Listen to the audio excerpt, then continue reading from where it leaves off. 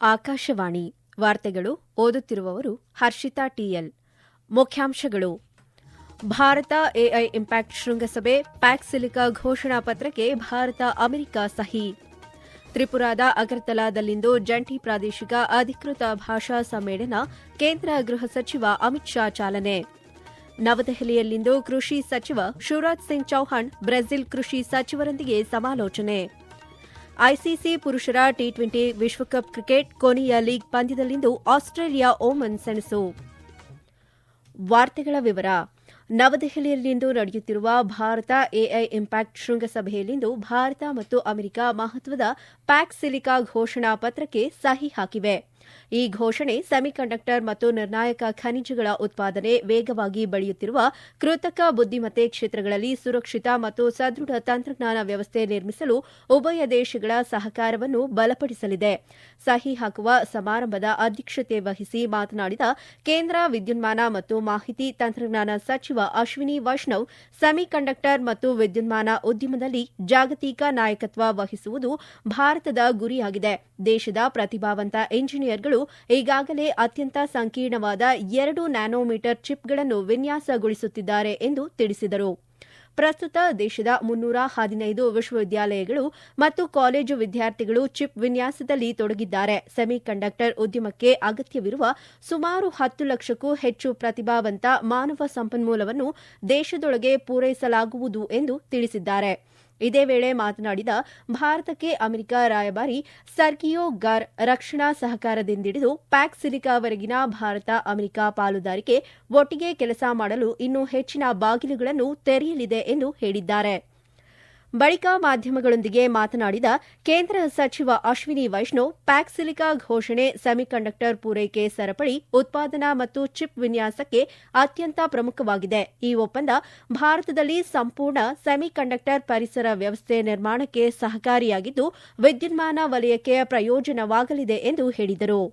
US के साथ और भी कई जुड़े हुए देशों के साथ मिलकर भारत पैक सिलिका यानी सेमीकंडक्टर इलेक्ट्रॉनिक्स की वैल्यू चेन का हिस्सा बना है, जिससे भारत की इलेक्ट्रॉनिक्स इंडस्ट्री को, सेमीकंडक्टर इंडस्ट्री को बहुत लाभ होगा. जिस तरह से ऑलरेडी 10 प्लांट भारत में स्थापित होने की प्रक्रिया में है और बहुत जल्दी पहला semiconductor plant commercial production start करेगा.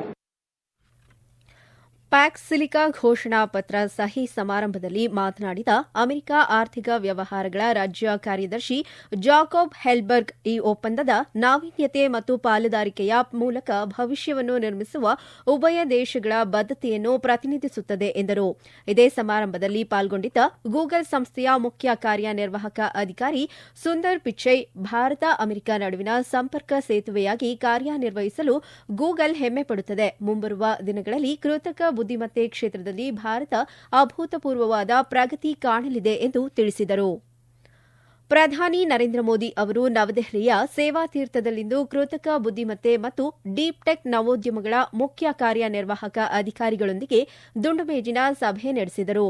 ಕೃಷಿ, ಪರಿಸರ ಮತ್ತು ಮಾತೃಭಾಷೆಯಲ್ಲಿ ಉನ್ನತ ಶಿಕ್ಷಣ ನೀಡುವಲ್ಲಿ ಎಐ ತಂತ್ರಜ್ಞಾನದ ಬಳಕೆಯ ಬಗ್ಗೆ ಅವರು ಚರ್ಚಿಸಿದರು. ಸಭೆಯಲ್ಲಿ ಆರೋಗ್ಯ, ಸೈಬರ್ ಭದ್ರತೆ ಮತ್ತು ಬಾಹ್ಯಾಕಾಶ ಕ್ಷೇತ್ರಗಳಲ್ಲಿ ಕಾರ್ಯನಿರ್ವಹಿಸುತ್ತಿರುವ 16 ಪ್ರಮುಖ ನವೋದ್ಯಮಗಳ ಮುಖ್ಯ ಕಾರ್ಯನಿರ್ವಾಹಕ ಅಧಿಕಾರಿಗಳು ಪಾಲ್ಗೊಂಡು ತಮ್ಮ ಆಲೋಚನೆಗಳು ಮತ್ತು ಕಾರ್ಯಗಳನ್ನು ಪ್ರಸ್ತುತಪಡಿಸಿದರು. ದತ್ತಾಂಶ ಆಡಳಿತದ ಅಗತ್ಯವನ್ನು ಒತ್ತಿ ಹೇಳುತ್ತಾ ತಪ್ಪು ಮಾಹಿತಿ ಹರಡುವಿಕೆಯ ಬಗ್ಗೆ ಎಚ್ಚರಿಕೆ ನೀಡಿದ ಪ್ರಧಾನಿ, ಭಾರತೀಯ ನವೋದ್ಯಮಗಳು ದೇಶದ ಅಗತ್ಯಕ್ಕೆ ತಕ್ಕಂತೆ ಪರಿಹಾರಗಳನ್ನು ರೂಪಿಸಬೇಕು ಎಂದು ಕರೆ ನೀಡಿದರು. ವಿಜ್ಞಾನ ನೇತೃತ್ವದ ಆಡಳಿತ ಪ್ರಗತಿಗೆ ಅಡ್ಡಿಯಾಗುವುದಿಲ್ಲ, ಬದಲಾಗಿ ಪರಿಹಾರಗಳಿಗೆ ವೇಗ ನೀಡುತ್ತದೆ ಎಂದು ವಿಶ್ವಸಂಸ್ಥೆಯ ಪ್ರಧಾನ ಕಾರ್ಯದರ್ಶಿ ಆಂಟೋನಿಯೋ ಗುಟೆರಸ್ ಹೇಳಿದ್ದಾರೆ. ನವದೆಹಲಿಯಲ್ಲಿಂದು ನಡೆದ ಭಾರತದ ಎಐ ಇಂಪ್ಯಾಕ್ಟ್ ಶೃಂಗಸಭೆ 2026ರಲ್ಲಿ ಮಾತನಾಡಿದ ಅವರು, ವಿಜ್ಞಾನ ನೇತೃತ್ವದ ಆಡಳಿತವು ಎಐ ಅತ್ಯಂತ ವೇಗವಾಗಿ ಉತ್ತಮ ರೀತಿಯಲ್ಲಿ ಮಾಡಬಹುದು ಕ್ಷೇತ್ರಗಳನ್ನು ಗುರುತಿಸಲು ಸಹಾಯ ಮಾಡುತ್ತದೆ ಎಂದು ಹೇಳಿದರು. ಈ ವಾರ್ತೆಗಳನ್ನು ಆಕಾಶವಾಣಿಯಿಂದ ಕೇಳುತ್ತಿದ್ದೀರಿ.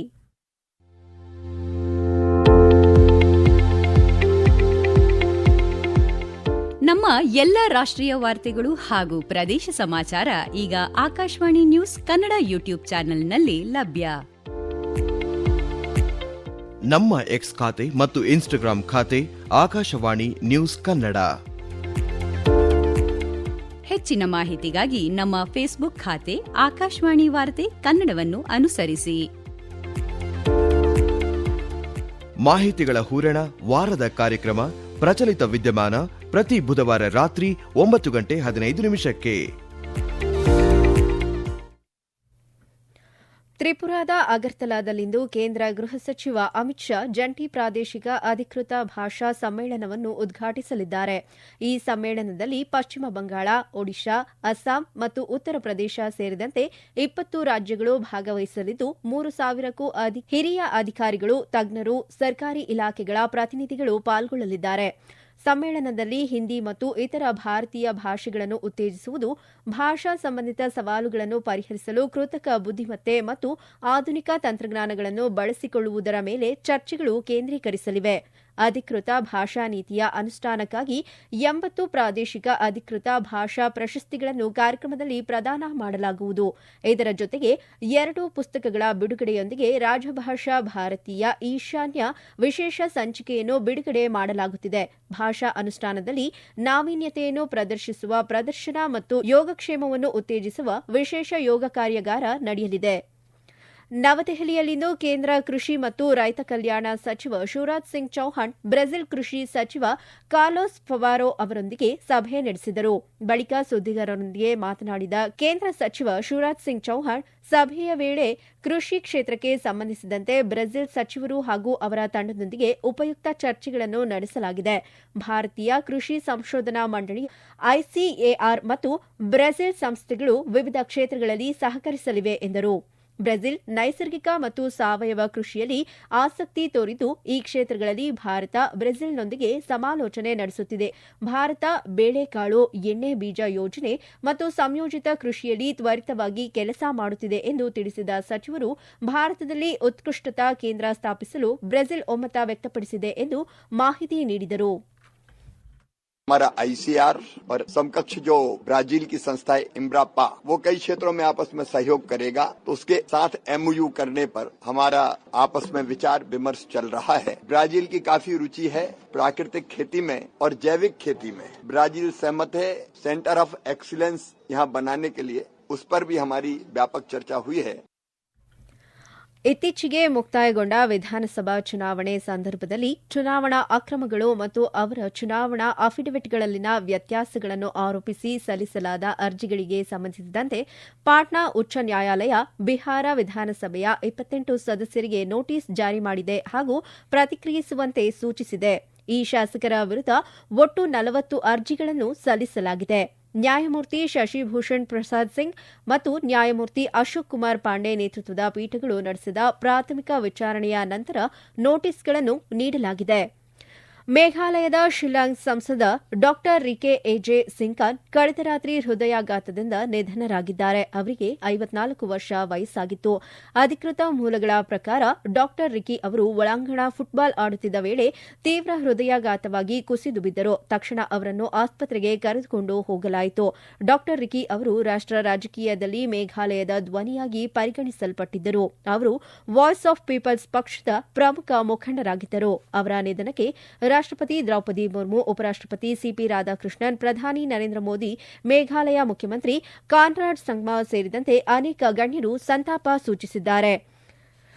ಶ್ರೀಲಂಕಾದ ಪಲ್ಲೇಕಲಿ ಅಂತಾರಾಷ್ಟೀಯ ಕ್ರೀಡಾಂಗಣದಲ್ಲಿ ನಡೆಯಲಿರುವ ಐಸಿಸಿ ಪುರುಷರ ಟಿ20 ವಿಶ್ವಕಪ್ ಕ್ರಿಕೆಟ್ನ ಬಿ ಗುಂಪಿನ ಕೊನೆಯ ಲೀಗ್ ಪಂದ್ಯದಲ್ಲಿ ಆಸ್ಟ್ರೇಲಿಯಾ ತಂಡವು ಓಮನ್ ವಿರುದ್ಧ ಸೆಣಸಲಿದೆ. ಈ ಪಂದ್ಯ ಭಾರತೀಯ ಕಾಲಮಾನ ಸಂಜೆ 7 ಗಂಟೆಗೆ ಆರಂಭವಾಗಲಿದೆ.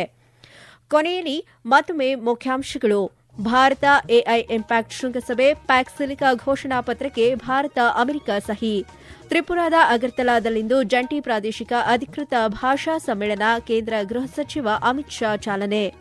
ನವದೆಹಲಿಯಲ್ಲಿಂದು ಕೃಷಿ ಸಚಿವ ಶಿವರಾಜ್ ಸಿಂಗ್ ಚೌಹಾಣ್ ಬ್ರೆಜಿಲ್ ಕೃಷಿ ಸಚಿವರೊಂದಿಗೆ ಸಮಾಲೋಚನೆ. ಐಸಿಸಿ ಪುರುಷರ ಟಿ20 ವಿಶ್ವಕಪ್ ಕ್ರಿಕೆಟ್ ಕೊನೆಯ ಲೀಗ್ ಪಂದ್ಯದಲ್ಲಿಂದು ಆಸ್ಟ್ರೇಲಿಯಾ ಓಮನ್ ಸೆಣಸು. ಇಲ್ಲಿಗೆ ವಾರ್ತಾ ಪ್ರಸಾರ ಮುಕ್ತಾಯವಾಯಿತು. ನಮ್ಮ ಮುಂದಿನ ವಾರ್ತಾ ಪ್ರಸಾರ ಮಧ್ಯಾಹ್ನ 2:30ಕ್ಕೆ.